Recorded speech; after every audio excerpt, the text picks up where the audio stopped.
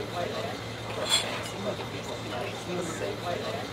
think at this point what we're going to do is we're going to start to work on the caramelization of chicken bones and the necks and so forth to make the sauce.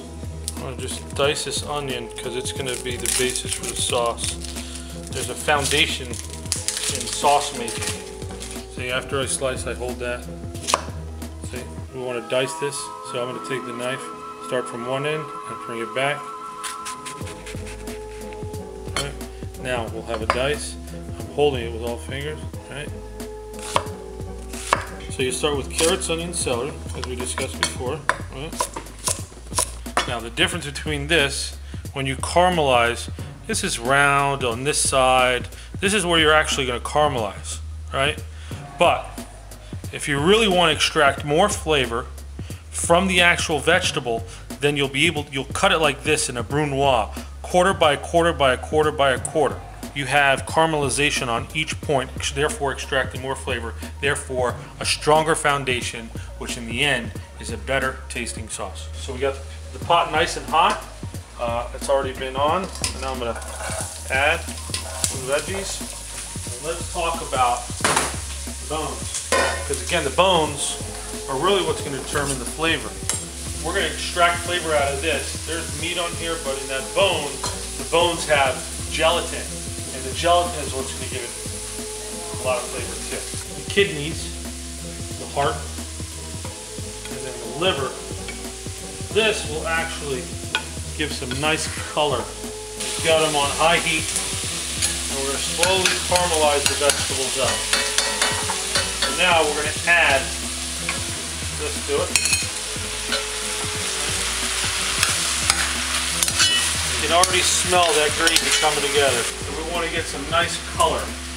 By getting color, that determines and dictates the color of the sauce. And what color is gravy? It's dark brown. There's some that are lighter in color, but I like mine dark brown gravy. We're going to caramelize all of this up to get really, really nice flavor from it. When you have a pot that's full like this, you want to create heaps of smoke and let steam escape. Otherwise, it will sit down there and it won't cook evenly. A little smoke will come out. This is coming out good. You see the bottom, the caramelization? That's what we want. That's what we're going for. Okay.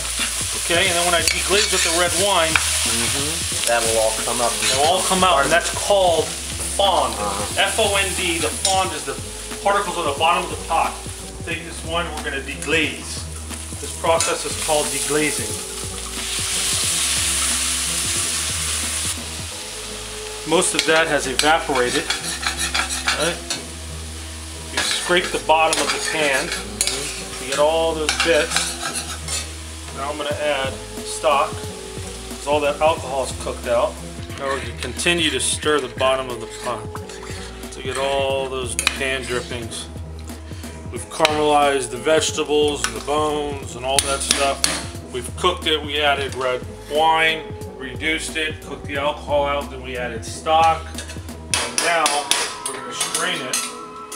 Okay. I'm just going to tap this to get all the juice out, and then smush. So all those things will come through it. The next process we're going to do is the actual thickening of the gravy.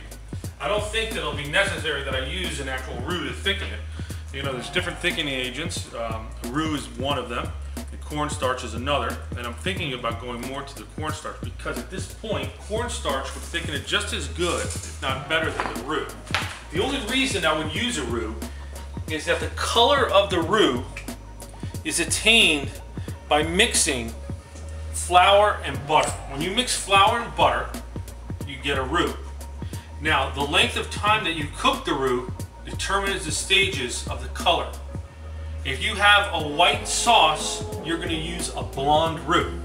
If you have a dark sauce, you'll use a very dark roux. Cornstarch and water, because you can't just add this product directly to the sauce. It doesn't work like that. And we just need like a tablespoon here because I don't have that much sauce. Tablespoon of cornstarch, a tablespoon of water. We have the slurry. Let's add this. And the process of it thickening will happen as it's boiling. You can't just add it. Okay, and you could always add, but you can never take away. N-A-P-P-E, nappe. Nappe means to literally coat the back of a spoon. Now, we're definitely gonna have to season this. Whenever you make a sauce, you always want to finish with butter because it gives it a sheen and it really rounds up the sauce. You can't just put the butter in, you gotta really stir it in good. Okay? This is really gonna give the butter some balance. And then if you want, you can add just a squeeze of lemon juice. We're almost here, guys. All we have is the haricot vert and we are done.